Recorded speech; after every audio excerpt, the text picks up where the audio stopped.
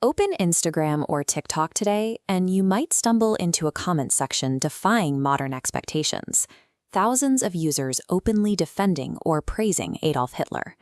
For nearly 80 years, our education has rested on three pillars. He was the sole architect of mass death. He alone triggered the Second World War, and he created the very concept of anti-Semitism. This single portrait has become the universal face of the 20th century's failures. It serves as the primary image used to personify every evil, often standing as a solitary figure in a much larger, more crowded history. Examining the mechanics of this history is not an attempt to justify a tyrant's atrocities. The crimes committed were horrific, and they are undeniably real. Instead, we are looking at the system that surrounded him. Following the facts, we can see how the war's victors manufactured a solitary supervillain, a convenient scapegoat designed to shield the global powers from their own historical sins. In the late 1950s, Mao Zedong launched the Great Leap Forward.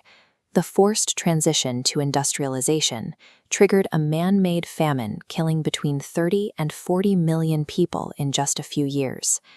In the Soviet Union, Joseph Stalin maintained his grip on power through the Great Purge, systematically executing his own military officers, writers, and political rivals to ensure absolute obedience.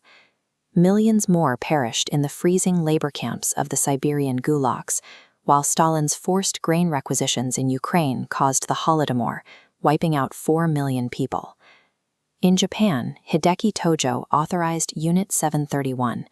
This secret facility subjected millions of civilians and prisoners of war to lethal biological experiments, including vivisection and chemical weapons testing. When these figures are placed side by side on a bar chart, a glaring statistical anomaly emerges. Hitler's horrific death toll, while massive, is actually surpassed by several of his 20th century contemporaries. Yet history treats them very differently. Stalin was twice nominated for the Nobel Peace Prize. When the war ended, the United States government granted immunity to the scientists of Unit 731, quietly hiring them for their research expertise. The title of ultimate evil is not awarded through a simple calculation of human lives lost. It is a label assigned by those who win the wars and dictate the historical record. The rise of German extremism began with the Treaty of Versailles.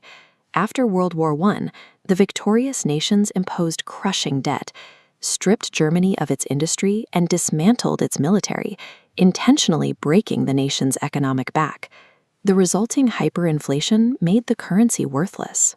German citizens were forced to transport worthless stacks of cash in wheelbarrows just to buy bread, creating a desperate population looking for a leader promising a way out. That leader found support in unexpected places. In America, industrialist Henry Ford was a vocal admirer, providing financial backing and using his own newspaper to distribute anti-Semitic propaganda on a global scale. Corporate giants also saw opportunity. IBM developed and supplied the specialized punch card technology the regime used to systematically track, identify, and catalog Jewish populations for the camps. Even rival governments were enablers.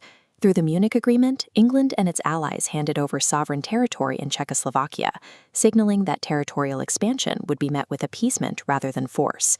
World War II was the inevitable explosion of a complicit global system, prioritizing profit and political convenience over human life.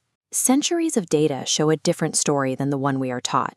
Anti-Semitism was an existing European reality, a 1,000-year-old tool of exclusion that the Berlin regime sharpened into a state weapon. However, the regime also posed a direct threat to the global financial status quo. By 1933, they effectively bypassed international private banking, issued an independent currency, and eliminated 30% unemployment without borrowing from foreign creditors. History shows a recurring pattern for leaders who challenge private centralized banking. Abraham Lincoln issued the greenback to fund the Civil War, bypassing high-interest bank loans. He was assassinated. John F. Kennedy attempted to return currency power to the Treasury via Executive Order 1110, reducing the influence of the Federal Reserve. He was assassinated. Muammar Gaddafi proposed a Pan-African gold currency to end reliance on Western banks. He was overthrown and killed. The atrocities of the regime are a matter of record. But the speed and finality with which the global power structure declared him an irredeemable pariah matches his break from international debt. In the eyes of the victors, challenging their credit was as unforgivable as his territorial expansion. In 1945, the Allied victors stood over the wreckage of Europe. They held the pens, and they alone determined how the story of the 20th century would be told. These nations had their own dark histories to manage: imperialist famines, colonial massacres, and the corporate giants that had quietly fueled the very enemy they just defeated. They found a narrative solution. By concentrating all global guilt and all historical evil into one defeated regime, they could effectively absolve themselves of their own complicity. Investigating this context reveals a persistent hypocrisy, an international system that judged a single monster while sheltering the corporations and imperialists who stood beside him. If we accept the myth of the isolated supervillain, we ignore the treaties, the banks, and the global apathy that built his stage. And by ignoring that stage, we remain blind to the systems that continue to operate in the world today.